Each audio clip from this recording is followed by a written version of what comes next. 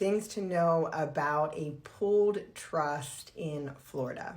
So a pooled trust is one of the trusts that can be used to help qualify a person who's over the asset limit for Medicaid. And it can be used to buy all sorts of things for the Medicaid recipient. So here's a few things to know about pooled trust. So first, if you're on Medicaid for long-term care benefits, anything that you put in a pooled trust doesn't count against your $2,000 asset limit. So you can put all kinds of assets in a pooled trust and it's not going to count against this limit. Another thing to know about a pooled trust is it's not considered gifting for Medicaid purposes. So the way this works, the way gifting works for Medicaid purposes is if you transfer assets out of your name and into someone else's name, like a friend or a family member, within 5 years of filling out your Medicaid application, there is a penalty for this. You're not supposed to gift assets, especially if you're doing so in order to qualify for Medicaid. Well, the good news about a pooled trust is assets that you put into this trust are not considered gifts for Medicaid purposes. Another nice thing about a pooled trust is there's very little restrictions on what the money can be spent on for the Medicaid recipient.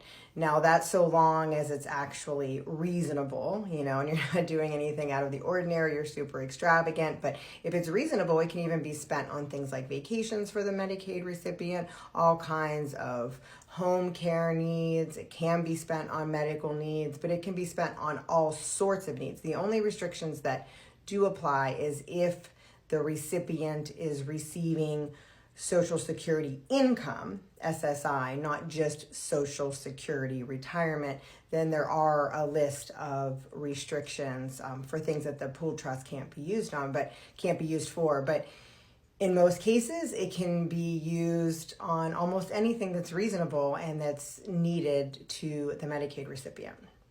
Now, a couple important things to also note about a pooled trust. First of all, you're going to go through a special type of nonprofit trust company for this trust. You're not going to be using a family member or someone, a close friend, as the trustee. So it is going to be managed a little differently. You do have to pay for this type of management through this type of trustee, but typically the rates are really reasonable. And another thing to know about this type of a trust is the money that's left in the trust after the Medicaid recipient passes away, it is first going to go to pay back Medicaid. So Medicaid does keep track of the money that it's spending on the Medicaid recipient, and the trust first must be used to pay Medicaid back. The only exception to this is sometimes with spouses. If one spouse passes away and the surviving spouse is on Medicaid, you can sometimes transfer the spouse who passed away, whatever they have left into the trust, over to their spouse. So that's nice, but in most instances, you really can't look at a pooled trust as a way to set up an inheritance.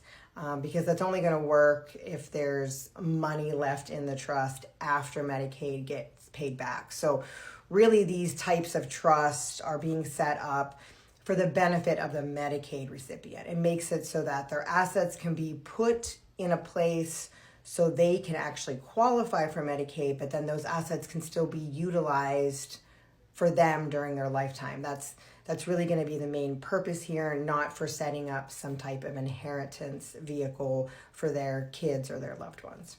So these are just a few things about a pooled trust, and I hope this helps shed some light on what they are. If you have any other questions about pooled trust or anything related to Medicaid or estate planning or probate, please contact our office. If you're in Florida, it's atCause Law Office, and the link is in my bio. Thank you.